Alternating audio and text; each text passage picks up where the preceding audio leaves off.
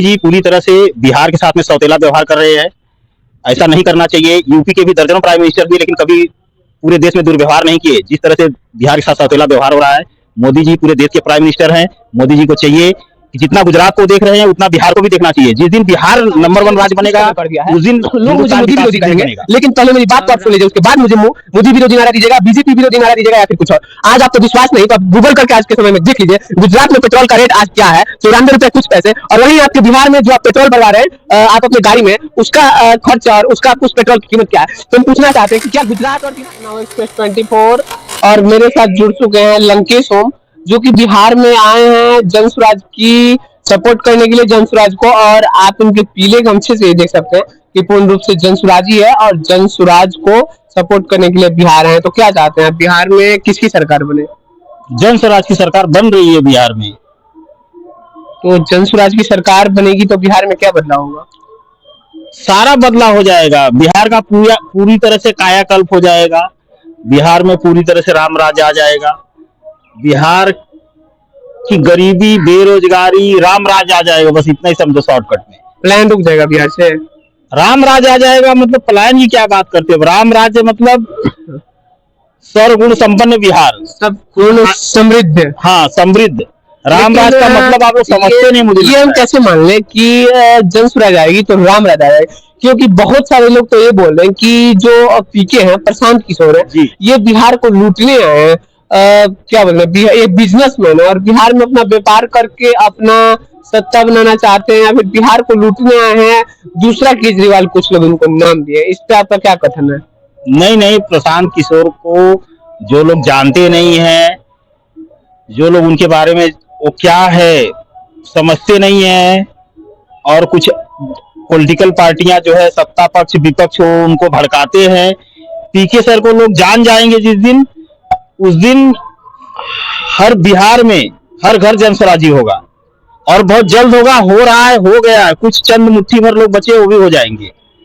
क्या लगता है आपको, सिर्फ बिहार में या पूरे भारत में ऐसे पीके को होना चाहिए और ऐसी जन स्वराज पार्टी को होना चाहिए क्या? पूरे भारत में जन स्वराज की सरकार, प्रधानमंत्री बनेगा भारत में। जिस दिन बिहार के लोग इस बात को समझ जाएंगे, पीके सर को अच्छी तरह समझ जाएंगे कि लूटने नहीं, हम लोग को खुशहाल करने आए हैं, राम राज्य लाने आए हैं। जिस दिन ये लोग समझ जाएंगे उस दिन पूरे भारत में सरकार बनेगी पीके की और पीके जी की, और केंद्र में प्राइम मिनिस्टर होगा। आज तो बिहार की दुर्दशा मोदी जी ने कुछ इस कदर कर दिया है, लोग मुझे मोदी विरोधी कहेंगे, लेकिन पहले मेरी बात को आप सुन लीजिए, उसके बाद मुझे मोदी विरोधी नारा दीजिएगा, बीजेपी विरोधी नारा दीजिएगा या फिर कुछ और। आज आप तो विश्वास नहीं तो आप गूगल करके आज के समय में देख लीजिए गुजरात में पेट्रोल का रेट आज क्या है, 94 रुपए कुछ पैसे। और वहीं आपके बिहार में जो आप पेट्रोल भरवा रहे हैं आप अपने गाड़ी में, उसका खर्च और उसका उस पेट्रोल की कीमत क्या है। तो हम पूछना चाहते हैं कि क्या गुजरात और बिहार में क्या अंतर है मोदी जी?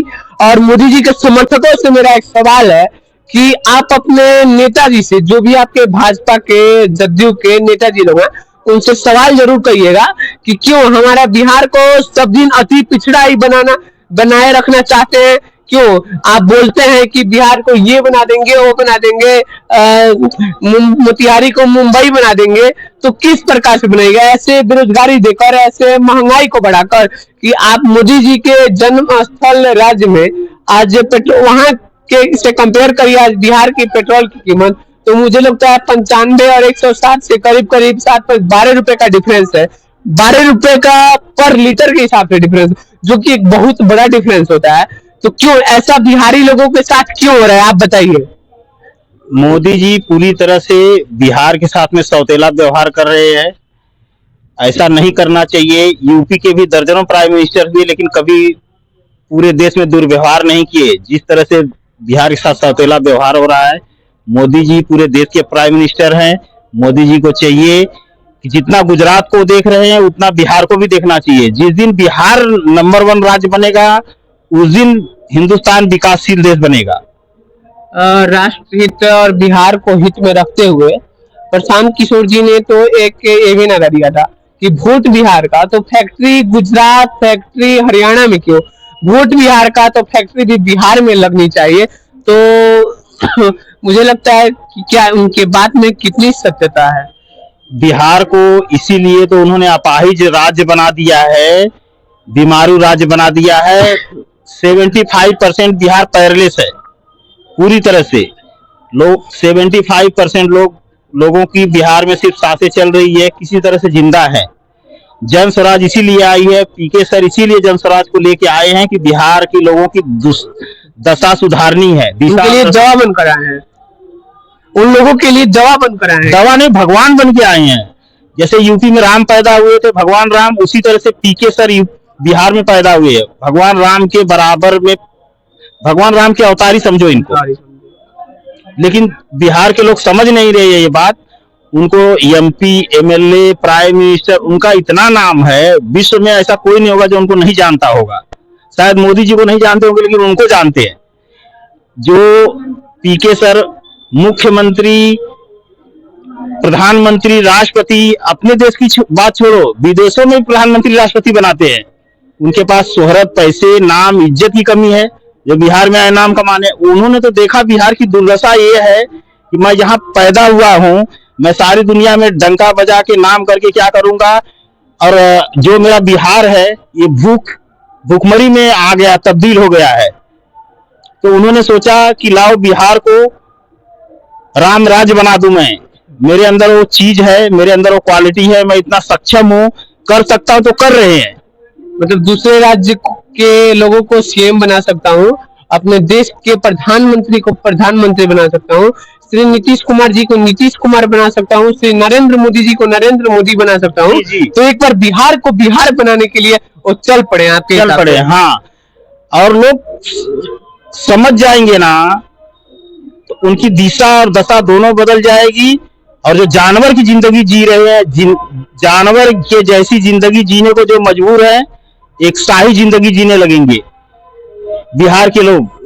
और मैं तो चाहता हूं कि बिहार में हर वोटर जन स्वराज को वोट करे, बाकी पार्टियों को अपाहिज कर दे, नंगा पुंगा कर दे, खत्म कर दे, इनको जड़ से उखाड़ के फेंक दे। कुछ लोग तो बोल रहे हैं कि बिहार में लूटने आए हैं कुछ विरोधी दल के लोग।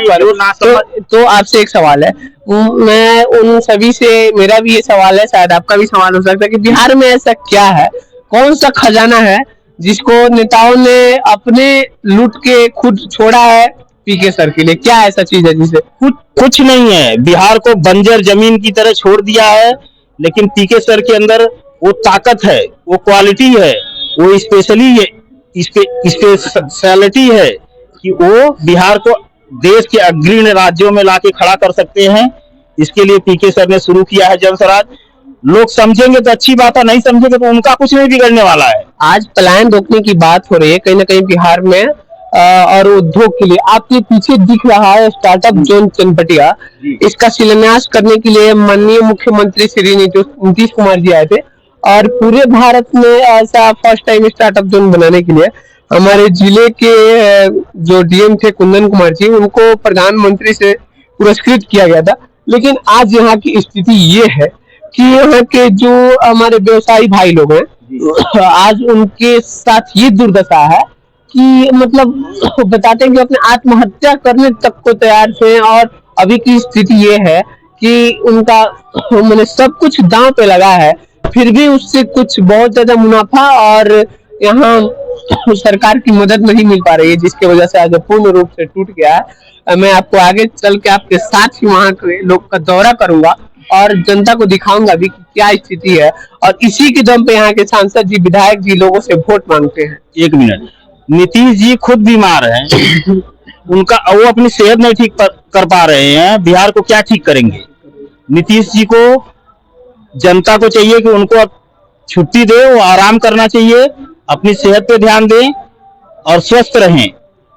अब वो सरकार नहीं चला सकते हैं, अपनी सेहत को संभाल लें, वही बड़ी बात है। सरकार चलाना उनके बस की बात नहीं है। बिहार को बीमार और लाचार बना दिए कहीं ना कहीं नीतीश कुमार। खुद जिस तरह से वो लाचार और बीमार है, बस वैसे ही बिहार को बना दिए। दोनों की स्थिति एकदम सेम चल रही है। नीतीश कुमार की जो स्थिति है वही बिहार की भी है। उनको भी लोग ऐसे पकड़ के खड़ा करके लेके लाके स्टेज पे खड़ा करते हैं।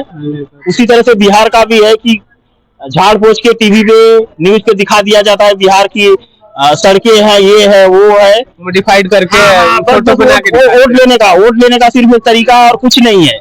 बिहार में कुछ भी नहीं बचा है। ये बिहार के लोग अच्छी तरह से जानते हैं, आप भी रिपोर्टिंग कर रहे हैं, आपको भी पता है अच्छी तरह से कि बिहार में क्या बचा है। जैसे कुछ लोगों ने कहा है कि नीतीश जी के मानसिक स्थिति, मानसिक संतुलन बिगड़ चुका है। जैसे बिहार की स्थिति उन्होंने बिगाड़ कर रखी है, वैसा खुद उनका भी अरे भाई एक कहावत है, बबुल बोओगे तो गन्ने की फसल कहाँ से काटोगे, जैसा करोगे वैसा भरोगे।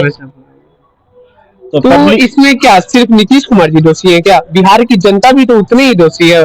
उनमें अगर दोष दिया जाए तो कहीं ना कहीं बिहार की जनता की भी तो भागीदारी है कि हमें आप कुछ बनाए, जब मैं कर नहीं सकता, उसमें सक्षम नहीं हूं, तो मुझे चाहिए कि मैं रिजाइन दे दूं और बोलूं कि भाई कोई और आके संभालो। बिहार संभालने की बात है, 14 करोड़ लोगों की बात है, कोई 14 जन की बात नहीं है। चलिए बहुत बहुत धन्यवाद मेरे चैनल में समय देने के लिए। मिलते रहिए नाउ एक्सप्रेस 24 के साथ, बने रहिए, फिर आपको आगे का अपडेट मिलेगा। धन्यवाद, जय हिंद।